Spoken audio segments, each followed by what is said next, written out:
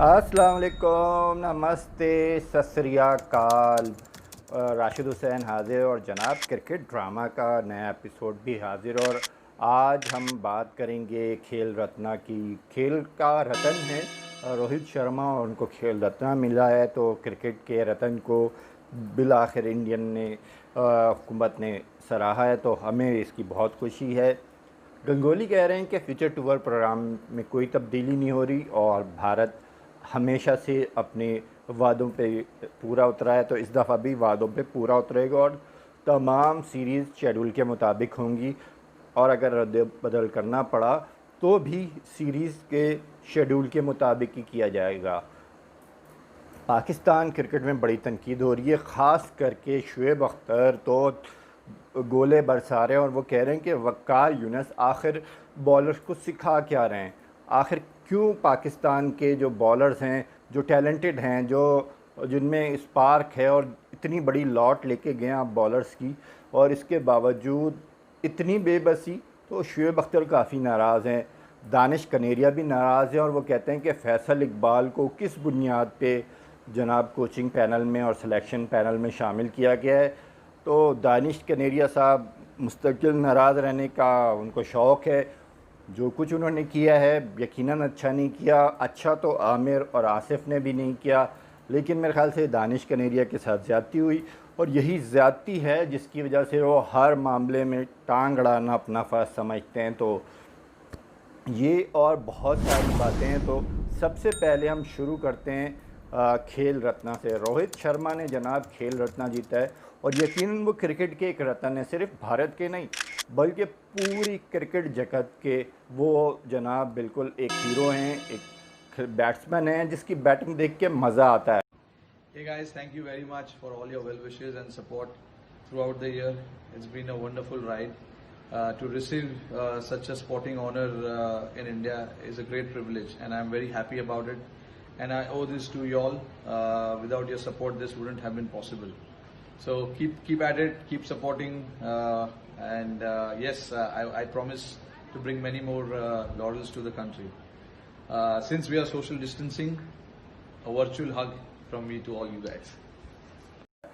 पाकिस्तानी हों, बांग्लादेशी हों, भारतीय हों या कोई भी हों, अगर आप रियल क्रिकेट लवर हैं तो आपको यकीनन मज़ा आएगा। जिस तरह के शॉट्स खेलते हैं रोहित शर्मा, जिस तरह से खड़े खड़े छक्के मार देते हैं, फास्ट बॉलर की बेइज्जती कर देते हैं, स्पिनर्स को घुमा देते हैं, और जनाब मीडियम पेसर तो उनके सामने तेल बेचता हुआ नज़र आते हैं।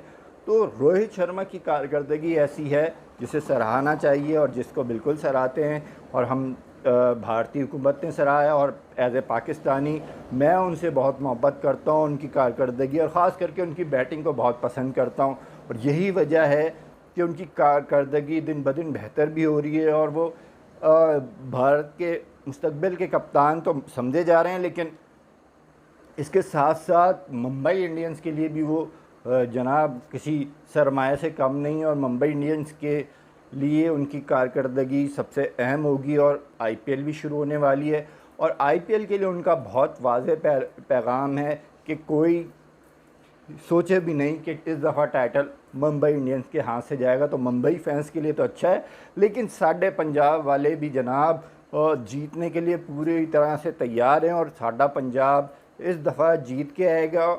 और बिल्कुल शेर जवान जो हैं वो दुबई भी पहुंच गए और दुबई में जो है अभी 6 दिन का क्वारंटाइन होगा। और 6 दिन बाद जब शेर जवानों ने धाड़े मार दिए हैं तो फिर सबको पता चल जाना है कि इस दफ़ा आईपीएल का टाइटल पंजाब लेके जाएगा या मुंबई बचाएगा, क्योंकि पंजाब के चांसेस बहुत ज़्यादा बन गए हैं। और बेहतरीन ओपनिंग जोड़ी, अच्छा स्पिन अटैक और उसके साथ साथ फास्ट बॉलिंग का तड़का, फिर फील्डिंग में बड़ी जान मारने वाले जॉन्टी रोड्स। तो ऐसे लगता है कि जनाब इस दफ़ा पंजाब के चांसेस भी बहुत ज़्यादा हैं। और यही वजह है कि आईपीएल में पंजाब को डार्क हॉर्स कहा जाता था, लेकिन इस दफ़ा डार्क हॉर्स नहीं कहा जा रहा, बल्कि 4 मजबूत टीमों में से एक टीम माना जाता है। तो उम्मीद यही है कि पंजाब भी अच्छी कारकर्दगी दिखाएगा। गंगोली कह रहे हैं कि जनाब उन्होंने फ्यूचर टूर प्रोग्राम पे मुकम्मल अमल करना और किसी ने ये नाम नहीं समझना कि फ्यूचर टूर प्रोग्राम में कोई तब्दीली होने जा रही है। दिसंबर में ऑस्ट्रेलिया जाएगी टीम, एक तवील दौरा करेगी। उसके बाद जनाब फरवरी में इंग्लैंड की टीम भारत आएगी और इसके लिए तमाम स्टेट टीमों को उन्होंने बता दिया है कि वो अपनी तैयारियां मुकम्मल कर लें, जो मसले हैं मसाइल हैं उनको हल कर लें, क्योंकि भारत चाहता है कि वो अपनी सीरीज़ भारत में ही खेले और पहला ऑप्शन तो यही है कि भारत में खेला जाए। उन्होंने कहा कि अभी ये टू अर्ली है कि हम किसी न्यूट्रल वेन्यू का सोचें, लेकिन अगर ऐसा हुआ तो ये ऑप्शन भी मौजूद है और श्रीलंका और यूएई के बारे में भी सोचा जा सकता है, क्योंकि टेस्ट चैम्पियनशिप बहुत इम्पॉर्टेंट है और भारत के लिए हर मैच इम्पॉर्टेंट है। तो भारत जो है अपने फ्यूचर टूर प्रोग्राम को पूरी तरह से अमल दरामद करेगा और फ्यूचर टूर प्रोग्राम में तब्दीली की कोई कोशिश नहीं की जा रही और तमाम तर कोशिश यही है कि भारत जनाब अपनी प्लानिंग के मुताबिक ही खेलता रहे। शुएब अख्तर ने उड़ा के रख दिया वक़ार यूनुस को और वो कह रहे हैं कि क्या वजह है कि जनाब पाकिस्तानी बॉलर जो इतने टैलेंटेड हैं, जो इतने फुल ऑफ एनर्जी हैं, यंग हैं, लेकिन वो अपनी कारकर्दगी से किसी को मुतासर करने में कामयाब नहीं हुए। शाहीन आफरीदी की स्पीड कम होती जा रही है, उनकी टेक्निक में जो फ्लॉ है उसको दूर नहीं किया जा रहा। वो नो बॉल कराते हैं तो फिर परेशान हो गए और नो बॉल की वजह से जनाब उनकी स्पीड कम हुई है और स्पीड ही कम नहीं हुई बल्कि उनकी इफेक्टिवनेस भी कम हो गई है और वो इतने इफ़ेक्टिव नज़र नहीं आ रहे। और उनकी कोशिश होनी चाहिए थी कि वो विकेट लें, लेकिन अब वो सिर्फ नो बॉल बचाने के चक्करों में लगे हुए हैं। तो वक़ार यूनुस की कारकर्दगी पे बड़ा सवालिया निशान लगा दिया शुएब अख्तर ने और वो कहते हैं कि शुएब अख्तर बहुत बड़े बॉलर हैं लेकिन बिल्कुल नाकाम कोच हैं और उनकी वजह से पाकिस्तान क्रिकेट हमेशा सफ़र करती है। और नसीम शाह को भी तीनों मैच खिलाने पे उनको एतराज़ है और वो कहते हैं कि जनाब क्या वजह है कि 3 मैच खिलाए जा रहे हैं और क्यों खिलाए जा रहे हैं, जबकि फ़िटनेस का भी मसला है। और फिर नसीम शाह एक ही रनअप से, एक ही जगह से, क्रीज से एक ही जगह एक जैसी बॉलिंग करा रहा है और कोई भी बैट्समैन हो वो उसकी गेंद को छोड़ना उनके लिए बहुत आसान है। और नसीम शाह के पास वैरायटियाँ होने के बावजूद भी वो वैरायटीज़ इस्तेमाल नहीं कर रहे, क्रीज का सही इस्तेमाल नहीं कर रहे। तो काफ़ी बड़ा मसला है पाकिस्तान की कोचिंग स्टाफ की तरफ से। अगर वक़ार जो है मशवरा नहीं दे रहे तो फिर मुश्ताक के बारे में पूछना चाहिए। मुश्ताक भी एक अच्छे बॉलिंग कोच हैं और काफ़ी तजुर्बेकार हैं और इंग्लिश कंडीशन में काफ़ी अच्छी मशवरे देते हैं। ऐसा लग रहा है कि एक दूसरे पर डालने का मसला चल रहा है कि वो कह देंगे कप्तान ऐसा चाह रहा था, वो कहेंगे कि कोच ने मशवरा नहीं दिया। ओवरऑल देखा जाए तो पाकिस्तानी टीम की कारकर्दगी पे काफ़ी सवालात उठ गए हैं और टेस्ट चैम्पियनशिप में आप एक और सीरीज़ हार गए हैं तो इसकी वजह से काफ़ी मसाइल खड़े हो रहे हैं। और पाकिस्तान के बॉलिंग अटैक, ऐसा नहीं कि पाकिस्तान के पास बॉलर्स नहीं हैं, सुहेल खान मौजूद हैं, वहाब रियाज को आपने कहा था टेस्ट खिला सकते हैं आप, वहाब रियाज के तजुर्बे से फ़ायदा उठा सकते थे।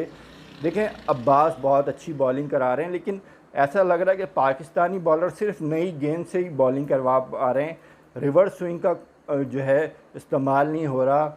शाइन का मसला अपनी जगह पे मौजूद है। इंग्लैंड के बॉलर शाइन जो है, शाइन वाला मसला उनके लिए इतना मसला नहीं हो रहा। सलेवा या थूक के इस्तेमाल की पाबंदी का सारा असर पाकिस्तानी बॉलर्स पे क्यों पड़ रहा है और ये बहुत बड़ा सवाल है। दानिश कनेरिया को भी शदीद एतराज़ हो गया और वो कह रहे हैं कि जनाब क्या वजह है कि फैसल इकबाल को कोच बना दिया गया है, आखिर फैसल इकबाल की कारकर्दगी क्या है। गो फैसल इकबाल कई फ्रेंचाइज के कोच रह चुके हैं, कनाडा में कोचिंग कर चुके हैं और मुख्तलिफ़ जगहों पे एक्सपीरियंस हैं और एक्सपीरियंस कोच हैं। बैटिंग की इनकी सलाहियत पे भी किसी को शक व शुबे की गुंजाइश नहीं होनी चाहिए। फैसल इकबाल ने काफ़ी जो है अच्छी कोचिंग की है और फिर इस्लामाबाद के यूनाइटेड के साथ भी रहे और कई फ्रेंचाइज के साथ रहे। तो इस बुनियाद पे तनकीद कर देना कि फैसल इकबाल ने जनाब क्योंकि फैसल इकबाल ने उनकी हिमायत नहीं की थी तो अजीब व गरीब बात है। गो एज ए साबिक क्रिकेटर वो सवाल उठाने का हक़ बिल्कुल रखते हैं, लेकिन उन्हें हर मामले में इसलिए तनकीद का निशाना बना लेना क्योंकि उन्होंने उनकी हिमायत नहीं की, ये भी मुनासिब नहीं है। और दानिश कनेरिया मुसलसल चाह रहे हैं कि कंट्रोवर्सी क्रिएट की जाए। अच्छी बात है अपना यूट्यूब चैनल चलाने के लिए अगर दानिश कनेरिया ऐसा कर रहे हैं, लेकिन ओवरऑल अगर देखा जाए तो दानिश कनेरिया का मसला पीसीबी से नहीं है, आईसीसी से और इंग्लिश क्रिकेट बोर्ड से। पहले वो वहाँ से क्लियर हो जाएं। पीसीबी उनकी सलाहियतों से बिल्कुल फ़ायदा उठाना चाहेगा। वो एक अच्छे स्पिनर हैं, एक अच्छे बॉलर हैं, एक अच्छे क्रिकेटर रहे हैं और उनकी सलाहियतों से बिल्कुल फ़ायदा उठाना चाहेगा पीसीबी। लेकिन पहले वो ईसीबी और आईसी से क्लियर हो जाएं। अगर वो क्लियर नहीं होंगे तो यूट्यूब चैनल तो चला सकते हैं, बातें तो बहुत कर सकते हैं, लेकिन पीसीबी चाह के भी उनकी सलाहियतों से फ़ायदा नहीं उठाएगा और इस सिलसिले में पीसीबी उनकी चाह की भी कोई मदद नहीं कर सकता, क्योंकि इंटरनेशनल लॉ के मुताबिक वो ऐसा नहीं कर पाएगा। तो बहुत ज़रूरी है दानिश कनेरिया के लिए कि वो खुद जाएं और बात करें पीसीबी से, आईसीसी से और ईसीबी से, ताकि मसला हल हो। सिर्फ तनकीद करते रहना, सिर्फ दूसरों पे के लिए सवाल उठाते रहने से मसला हल नहीं होगा। दानिश कनेरिया के लिए यही मशवरा है कि वो जनाब ईसीबी और आईसीसी से ख़ुद को क्लियर करवाएं। आज के लिए मेरे ख्याल से इतना ही काफ़ी है। कल हम फिर मिलेंगे और बहुत सारी बातें करेंगे। उस वक्त तक के लिए मुझे इजाज़त दीजिए। अस्सलाम वालेकुम, नमस्ते, सत श्री अकाल।